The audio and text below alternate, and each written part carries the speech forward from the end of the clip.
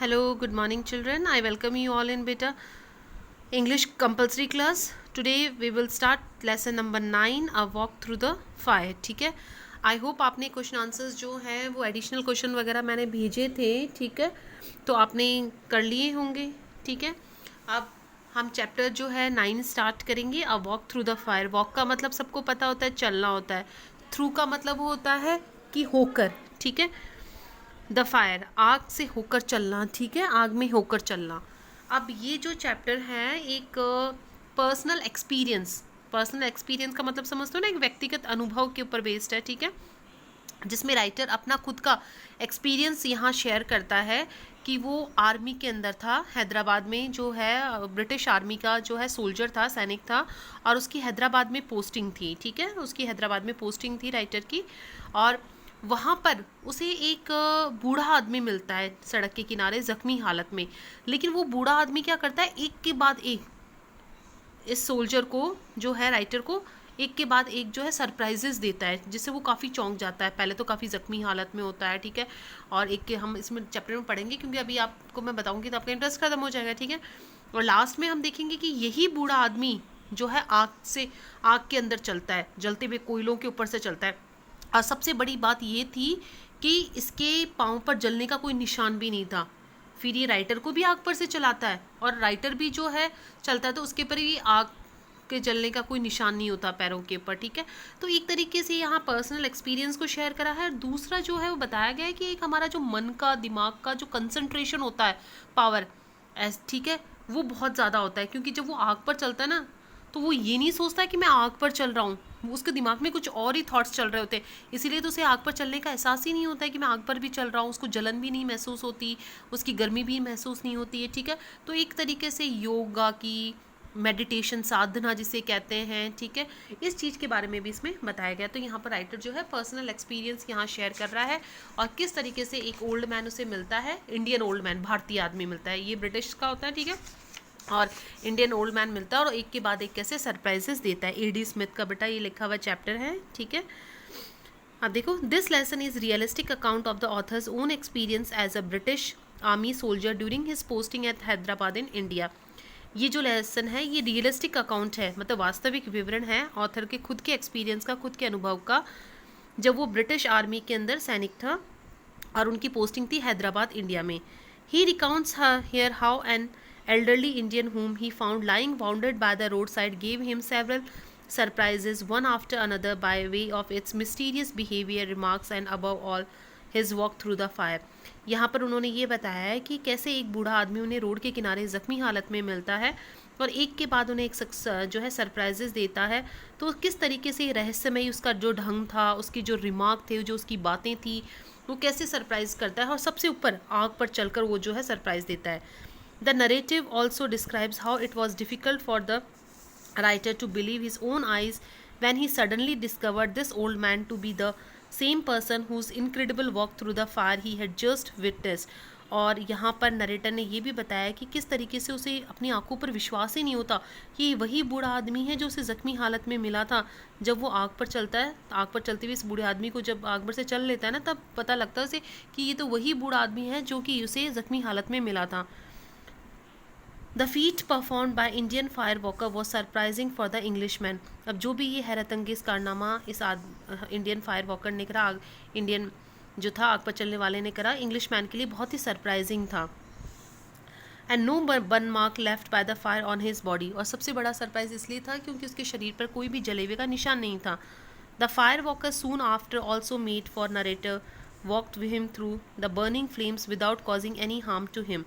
उसके बाद में ये फायर वॉकर इस नरेटर को भी, जो राइटर को भी जो है आग पर चलाता है, जलती हुई लपटों के अंदर से चलाता है, लेकिन उसको भी कोई नुकसान नहीं होता. During this incredible walk with the Indian fire walker the author experiences a mysterious state of mind which he suggests can also be experienced and shared by others by mastering the art of Indian yoga, meditation and concentration.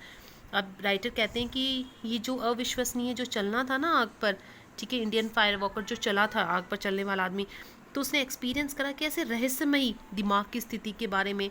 उन्होंने ये भी सुझाव दिया है कि इसका हम अनुभव कर सकते हैं जो एक भारतीय कला होती है, योगा, साधना, ध्यान, ठीक है, इनकी वजह से ही जो है वो आग पर चलता है ना तो उसको कोई नुकसान नहीं पहुंचता। ठीक है बेटा, तो ये आपका जो है वो एक थोड़ा सा समरी है चैप्टर की। अब मैं स्टार्ट करती हूँ। ठीक है, a walk through the fire, आग में होकर चलना। The other evening, I was sorting out the contents of a trunk in the loft when I came across an old pair of khaki drill slacks, a souvenir of my army days in India.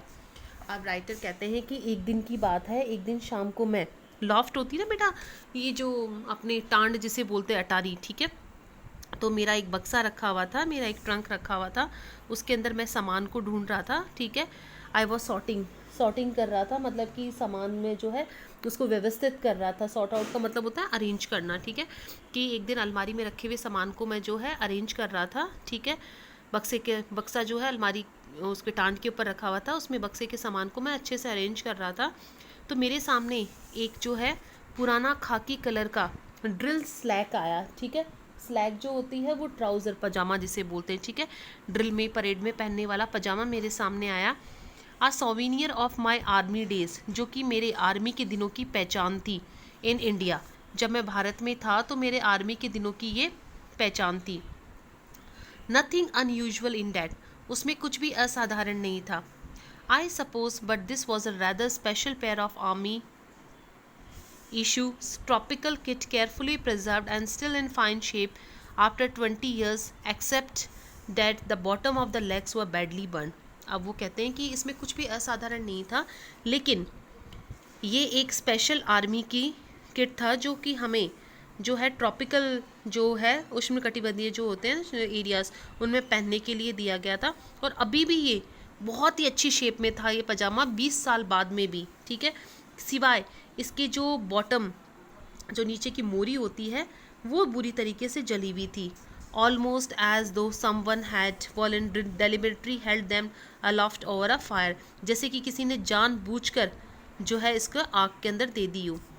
In fact that was near enough what had happen to them. अब writer कहता है कि जैसे किसी ने जानबूझकर जो है इसकी मोरी को जो है उसमें आग की लपटों में जला दिया हो, और वास्तव में जो है इसके साथ लगभग ऐसा ही हुआ था, कि इसके साथ में वास्तव में हुआ भी ऐसा ही था। ठीक है, अब बता रहा है राइटर ने अपना एक्सपीरियंस शेयर करा है कि एक दिन जो है ऊपर बक्सा रखा हुआ था, बक्से के अंदर जो है वो सामान को अरेंज कर रहे थे, तो उनके सामने एक जो है अपना खाकी कलर का पुराने आर्मी के दिनों में जो का पजामा सामने आया। इस पजामे बहुत अच्छी शेप में था ये 20 साल बाद में भी। केवल इतना ही था कि इसकी जो मोरी है वो जली हुई थी, और इसको ऐसे देख के लग रहा था जैसे जानबूझ के किसी ने इसको आग में जला दी हो।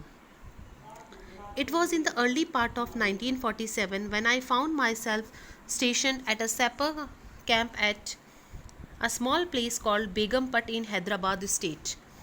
अब राइटर कहते हैं कि 1947 के शुरुआती दिनों की बात है, जब मेरी पोस्टिंग जो है हैदराबाद के बेगमपट, एक छोटी सी जगह है हैदराबाद में बेगमपट, वहाँ पे आर्मी के सैपर इंजीनियरिंग कैंप में मेरी पोस्टिंग थी। And one evening I was driving back to the camp after a visit to the nearby town of Secunderabad. और एक दिन की बात है, मैं वापस अपने कैंप में हैदराबाद बेगमपट जा रहा था सिकंदराबाद होकर। ठीक है, एक दिन वो सिकंदराबाद गए थे घूमने के लिए, सिकंदराबाद से वापस अपने कैंप में जा रहे थे। Where I had a delightful meal at a Chinese restaurant. Secunderabad में मैंने जो है बहुत ही एक अच्छा खुशनुमा खाना खाया चाइनीज़ रेस्टोरेंट में। I was at peace with the world, और उस समय मैं दुनिया में एक तरीके से शांति पर था। मतलब कि जो उन्होंने वो खाना खाया ना तो उन्हें बहुत अच्छा लगा। ठीक है, जो है उन्हें जो है चाइनीज़ खाना जो है वो बहुत अच्छा लगा, उसका बहुत जो है उन्होंने मज़ा लिया। ठीक है, और वो कहते हैं कि मैं पूरी तरीके से दुनिया में एक आनंद में था। ठीक है, I had reached a point where the road such it was divided, and as I was swinging into the left-hand fork towards the camp, I caught a glimpse of something. अब राइटर कहते हैं कि देखो, ठीक है, writer कहते हैं कि मैं एक ऐसे पॉइंट पर पहुंचा रोड की में जो कि डिवाइड हो रही थी। ठीक है, and I was swinging into the left hand fork, और मैं रोड के लेफ्ट हैंड की तरफ था, लेफ्ट हैंड की तरफ स्विंगिंग झूल रहा था, मतलब मुड़ रहा था। ठीक है, फॉग का मतलब होता है कि एक रोड जो आगे से डिवाइड होती है। ठीक है, towards the camp I caught a glimpse of something, और मुझे किसी चीज़ की ग्लिम्स झलक नज़र आई। अब यहाँ तक हमने पढ़ा कि 1947 की बात है, उनकी हैदराबाद में एक छोटी सी जगह थी बेगमपट, वहाँ उनकी पोस्टिंग थी, ठीक है। वो सिकंदराबाद एक दिन घूमने के लिए गए थे, वापस हैदराबाद बेगमपट आ रहे थे, तो वो ये रोड के एक ऐसे पॉइंट पर पहुँचे जहाँ रोड आगे से 2 पार्ट्स में डिवाइड हो रही थी। वो लेफ्ट हैंड साइड की तरफ आ रहे थे, ठीक है। तभी उन्हें कुछ झलक नज़र आई किसी चीज़ की। The headlights over the right hand fog, this was a little more than a car track. अब गाड़ी की जो हेडलाइट्स होती है वो राइट हैंड साइड की तरफ जब मुड़ती देता है वो, ठीक है, तो ये राइट हैंड साइड का जो रास्ता है वो एक कार ट्रैक मतलब बैलगाड़ी का रास्ता था, which led to a small village called Firozaguda, जो कि एक छोटे से गांव फिरोज़ागुड़ा की तरफ जाता था, ठीक है। कि एक ये राइट हैंड साइड में ज़्यादा जो है चौड़ी पक्की रोड नहीं थी, एक कार्ट मतलब बैलगाड़ी जाए इतना ही जगह थी, और ये एक छोटे से गांव की तरफ फिरोज़ा मतलब वो तो लेफ्ट हैंड साइड की तरफ झूल रहा था, मतलब आ रहा था लेफ्ट हैंड साइड की तरफ, मुड़ा नहीं था, ठीक है। और राइट हैंड साइड की जो रोड थी वो फिरोज़ागुड़ा गांव की तरफ जाती थी, लेकिन उसे राइट हैंड साइड पर क्या नज़र आया, किसी चीज़ की झलक नज़र आई। I stop the truck and reversed it back, मैंने मेरे आर्मी के ट्रक को रोका और वापस से पीछे मोड़ा। Along the road until the headlight shone across to where something had first attract my attention. अब वो कहते हैं मैंने मेरे गाड़ी को रोका, वापस से रिवर्स करा और रोड की तरफ चला, वहाँ जहाँ उस जगह की तरफ जहाँ मेरा ध्यान आकर्षित हुआ था, मतलब उसको किसी चीज़ की झलक नज़र आई थी। And I was just in time to see shadowy figure disappearing like mad across the rough ground. अब वो कहते हैं जैसे ही मैं वहाँ पर पहुँचा तो एक क्या हुआ कि एक मतलब कि जैसे मैं वहाँ पहुँचा तो एक धुंधली सी, एक शेडोई फिगर, एक धुंधली सी जो आकृति है जल्दी जल्दी जो है उबड़ खाबड़ तरीके से ज़मीन पर जो है पागलों की जैसे जो है वो गायब होते हुए देखा। अब वो कहते हैं कि जैसे ही मैं उधर उस साइड में गया ना जहाँ मुझे झलक नज़र आ रही थी, उस जगह पर गया तो मैंने क्या देखा कि एक जो है छायादार एक शैडोई आकृति गायब हो रही थी, ठीक है, रफ ग्राउंड में ऊबड़ खाबड़ जो ज़मीन थी उसमें मेरे को जो है पागलों की जैसे गायब होती हुई नज़र आई। Whoever they were obviously intent on putting as much distance between themself and me as they could in the shortest time. अब जो कोई भी वो लोग थे, लेकिन अब जितने कम समय में जो है मेरे से वो दूरी बना सकते थे उन्होंने दूरी बना ली, मतलब कि वो चले गए, राइटर ने उन्हें नहीं देखा, जो भी कोई थे वो वहाँ से भाग गए। So I let them get on with it because I could now see what have appeared at first sight to be a bundle of white clothing on the ground, but what a closer inspection turn out to be an elderly Indian. आप कहते हैं मैंने भी उन्हें जाने दिया, क्योंकि अब मुझे वहाँ पर एक ढेर नज़र आया, एक जो है सफ़ेद कपड़े का ढेर नज़र आया, ठीक है। लेकिन जब मैं नज़दीक से मैंने उसको देखा तो वो सफ़ेद कपड़े का ढेर किस में बदल गया, एक बूढ़े आदमी में। He was lying quite still, चुपचाप लेटा हुआ था। And I feared the worst, और मुझे बहुत बुरे किया डर लग रहा था। But as I knelt down, लेकिन जैसे ही मैं घुटनों के बल बैठा बिसाइड हिम, उसके बगल में, ही ओपनड हिज आइज, उस बूढ़े आदमी ने अपनी आंखें खोली। His face was covered with blood, उसका चेहरा जो है खून से ढका हुआ था, भरा हुआ था। And with it was obvious that someone had been doing a pretty thorough job of putting the boots into him. और इस बात से बिल्कुल विश्वास हो गया था मैं कि किसी ने उसे बूटों से उसके चेहरे पर जो है मारा था।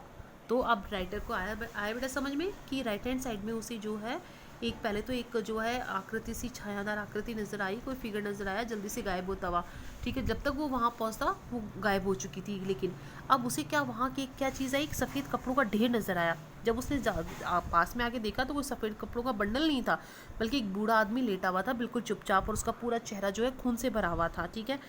अब वो कहता है कि इस बात उसको देखकर ये बात बिल्कुल श्योर थी कि किसी ने उसको जूतों से जो है उसके मुंह पर मारा है, ठीक है बेटा। यहाँ तक हो गया है, ये 3 पैराग्राफ आप पढ़ना, बाकी हम कल करेंगे। Okay students.